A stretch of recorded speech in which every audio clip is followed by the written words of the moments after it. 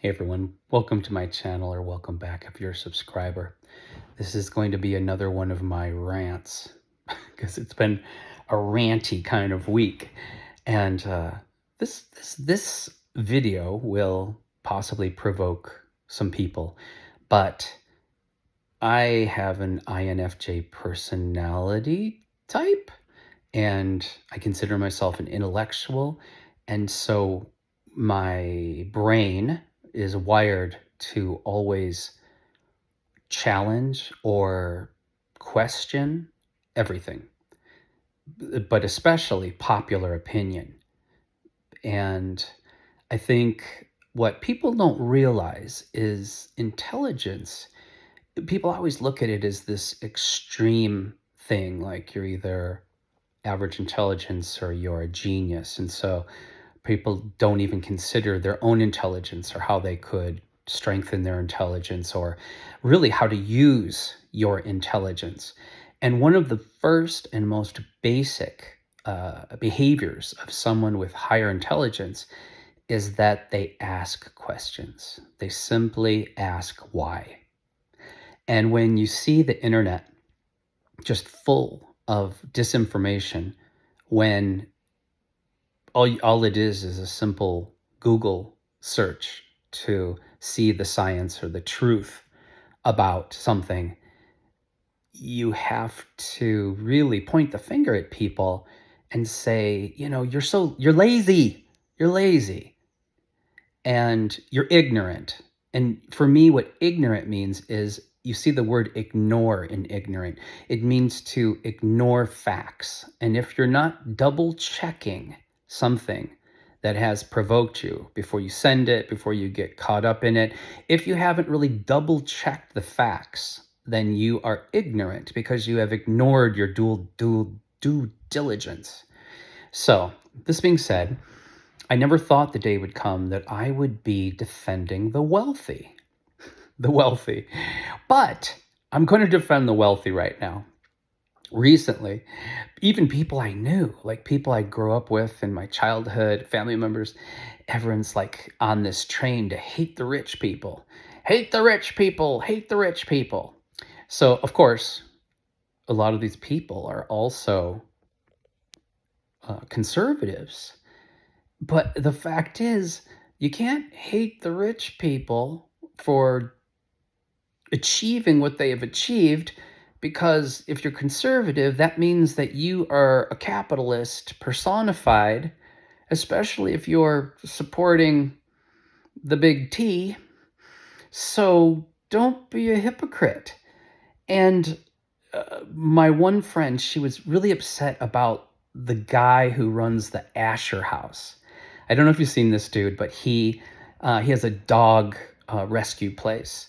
And recently, a bunch of his dogs got sick. They got caught this weird virus they couldn't figure out, and he asked the public for help, and he got all these donations. But then he said, "Stop sending donations. We have plenty. Send that to another shelter."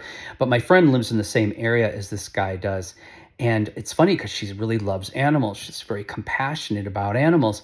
And she's like, "Yeah, that rich guy, I don't like him. How dare he ask for money? And, he came from money and do." So I had to say to her, well, actually, I did the research on him, and that might seem like a lot of money to you, but he actually worked really hard for that. His parents were, upper middle class, but how are you assuming that he is where he is, besides maybe they got him a decent education, based on what his parents did? And even if somebody's parents were wealthy and they got their start or a leg up from their parents, are you telling me that you wouldn't do the same thing for your children, even though you can't? I mean, isn't that the whole idea behind being successful? That you are providing that extra step, like all the immigrants have done since the beginning of time, to their children and their grandchildren? And in this man's own right, the man who runs the Asher House, he did work in corporate America, saved up a lot of money. I know how that goes. He probably had a lot of stock options. And then while he was just, young enough, he went to pursue his dreams. But the fact is, for his age, the amount of money that he's worth really isn't that much money. But my childhood friend is so financially illiterate, like many people, that to her it seems like so much money. And the thing is, he is like an animal shelter. He is caring for dogs that no one else wants. And if people want to support him to do that, they're volunteers, they're not victims. We all have the ability to do research on an organization or a product or a company before we support them. And this is what I'm seeing more and more in America, this self victimization and these assumptions and this blame game. Blame game. And, I said to her, I said, so are you telling me that because I'm worth probably 3 times what he is, and my parents didn't give me anything but a kick in the ass when I left home? Are you saying that, if I were to write a book or my YouTube channel, that I shouldn't, be rewarded for my knowledge, my time, just because I've worked really hard and managed to be financially successful? It doesn't make sense. That's what America is. It's about being self made and it's about generational wealth. And yes, of course, you do have your extreme wealth that does extreme things, but we can't imagine what those people do. We can't imagine their reality. It's not all wonderful, I'll tell you that, because people will always try to minimize your accomplishments when they have not challenged or accomplished themselves. This is a fact. People will not be happy for you. The only people that will actually be interested in you is if you can find people who are equal to your status or people who want something from you. So it's not that the wealthy are so entitled, because trust me, when you're a landlord or when you've been in real estate, just like if you were a lawyer or if you were a cop, you see the worst of everything. And I will tell you, the poor and the working poor, they are just as entitled, if not more entitled, than the rich. And I know this from personal experience. And I have been poor, and I have not been poor, and I will take the troubles of a wealthy man any day over the troubles of somebody who's struggling. But if you're struggling, instead of having envy for somebody and making excuses why they have what they have and why you don't have what you have, perhaps you should be spending less time on the internet playing video games, or doing whatever else you do to piss away your life and your time, and be focusing into a plan that might get you a little closer to that person that you have assumed were just given everything. And this is what creates character, and this is what creates grit, and this is what helped to create America and the American middle class. But now we have this, this weird new. It is a form, literally, of a racism without a race, and it's this assumption that anyone with money was given that money, and because they were given that money, then they don't deserve it. There's wrong. Their life's been so easy. Well, you know what? So what? What does that have to do with you? What is that? How is that stopping you from doing anything? It's the same thing with alternative sexualities. What does that matter what that person is doing in their bedroom? What is that really? How is that affecting you? Unless you got some hangups about that deep inside. It's the same thing. If we want to be a democracy, we want freedom, we have to take personal responsibility and have some kind of self-awareness, a self-awareness. So my biggest challenge to you is, when you are upset by something, when something triggers you, that's what they call being triggered. Really look at why it is bothering you. Really look at it. It's not easy to do, but if you can start to do that, suddenly you will no longer be the self-made victim, and you will be able to begin to measure yourself and take the actions to change your life and refocus your time and energy to get closer to a person that likes themselves and doesn't feel the need to judge and control people that they really know nothing about. It's as simple as that. And that's the only thing that is going to make the great American experiment work, is that we start asking why first, and we take the time to listen to people and do our homework before we open our big mouths here in America. Let me think. I think that covers about everything. Yeah. I mean, personally, it was really funny. I moved from Ohio, where I lived off the land. I lived in rags. It was a nice life, but it wasn't challenging. And I needed to know if I could be a real fine artist. And I needed to know if I could survive in a megalopolis. So after I had a 7-year relationship that dissolved, and I pulled myself together. I saved a bunch of money, and I moved to Los Angeles. And it was not easy. Many of the skills that I had formed, and many of even my basic morality, all of it there was worthless. And I had to reinvent myself as a real estate agent. So I was doing creative things and living off the land, a very kind, simple life up into my mid 30s. And then, my brain was so formed on one side and so hollow on the other. I used to make a joke. I had to put a rock in my right pocket to walk straight.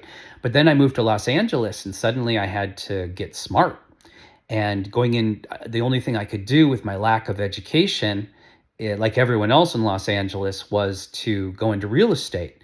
So I worked really hard, and I actually passed the real estate test the first time, and got my license, and away I went, recreating myself.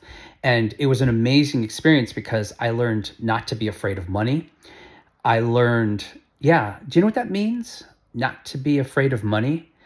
Many people are afraid of money, and that's another reason why they have this hatred towards wealthy people. And often people block fortunate things, fortunate relationships, opportunities in their life, because there's a lot of responsibility that comes with that. And there's a reason why everyone doesn't have a house, because most people couldn't handle the responsibility of one. I mean, look at how many people that don't care for a house when they're given one. It's not we are ideally that we're all created equal is a lovely concept, but in fact we are not all created equal. Some people have lower intelligence, some people have other mental health challenges, some people have a lot of childhood trauma, some people have addiction. And so it is a nice concept, but it is not a reality.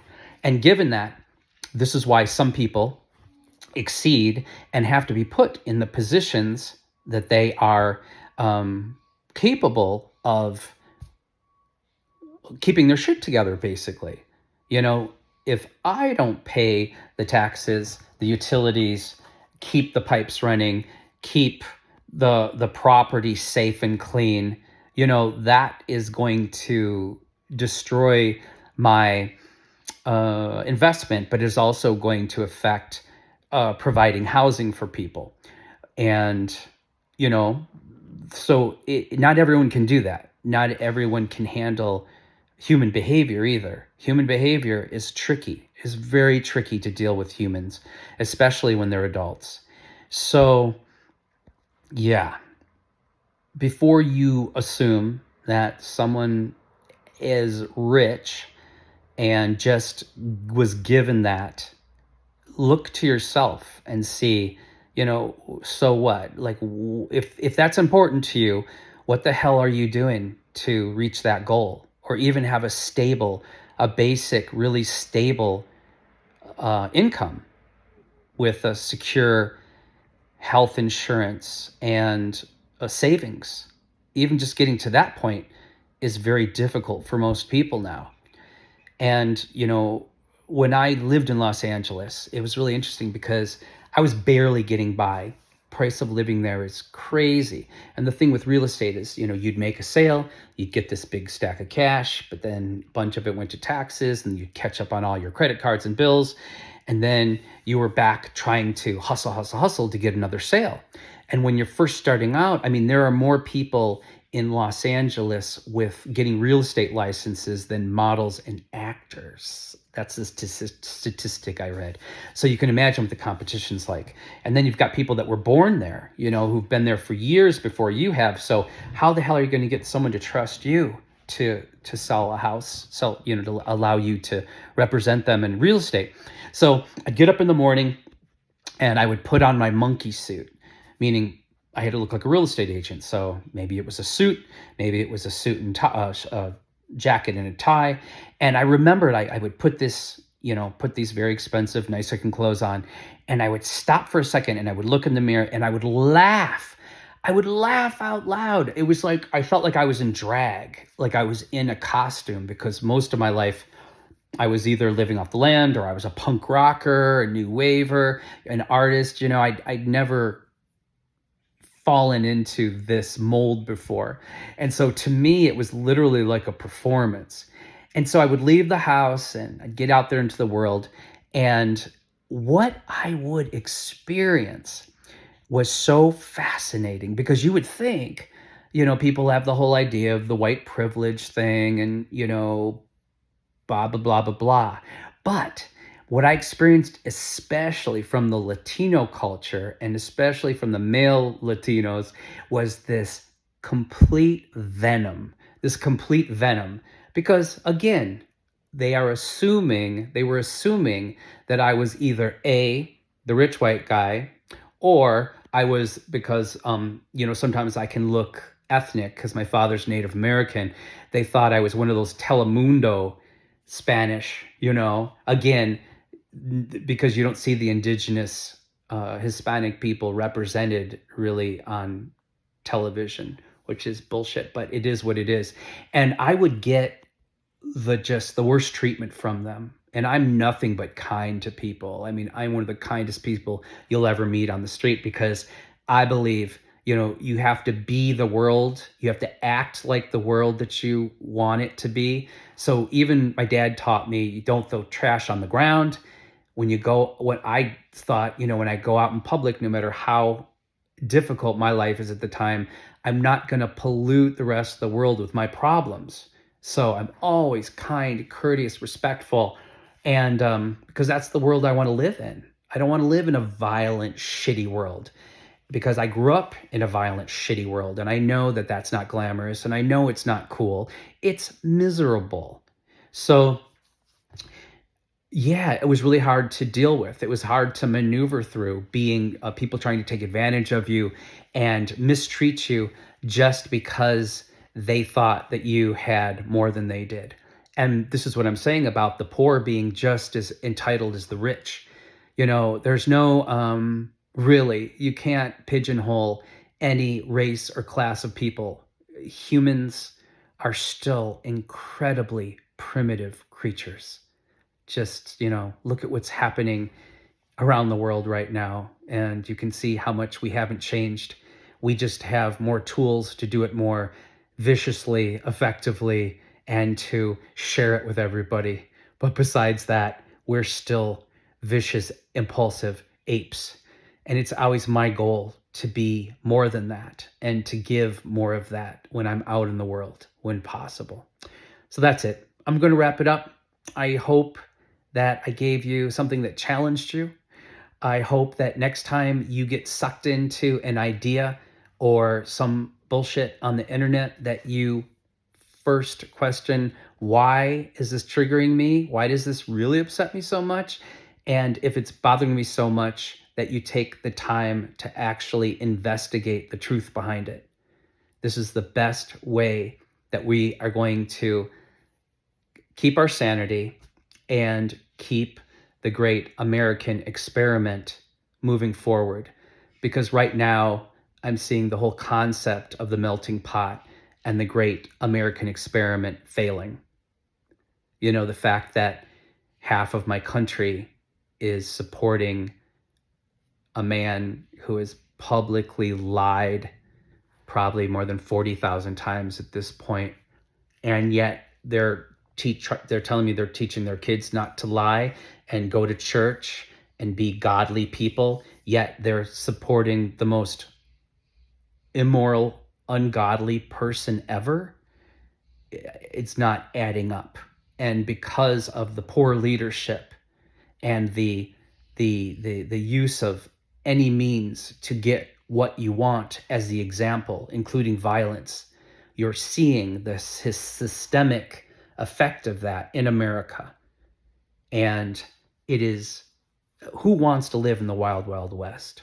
Who wants to have to worry about their mother, their grandmother, their children, themselves every time they leave the house? This is what we're becoming. And only that's not the rich people's fault. It's not the politicians' fault. It's the Americans' fault. My neighbors around where I live, we live up in the mountains. My next door neighbors have never really formally introduced themselves. I mean, what's up with that? Are they that poor in their hearts that they can't welcome me to their neighborhood? I mean, they know that I'm not trash because of how much I paid for this house. And I could give you other examples of just, it's not even the idea of poverty is so often here, and it's just disgusting. It's disgusting that people have lost the basic civilities and basic common sense. And that, let's start with that first before we're blaming the immigrants, and we're blaming the politicians, and we're blaming the homosexuals, and we're blaming everybody. Why don't we examine ourselves and see what we are actually doing to vote, to march, to effectively not consume companies or things that are supporting things that are destroying the planet or a culture. Maybe just take back your personal power and take responsibility for your part in it first, and how you treat your neighbors or don't treat your neighbors. And then, after we've exhausted all of those tangible things that are actually happening, our own behavior, then worry about the lizard people and they and them and all the imaginary boogeymen out to get us. Bye.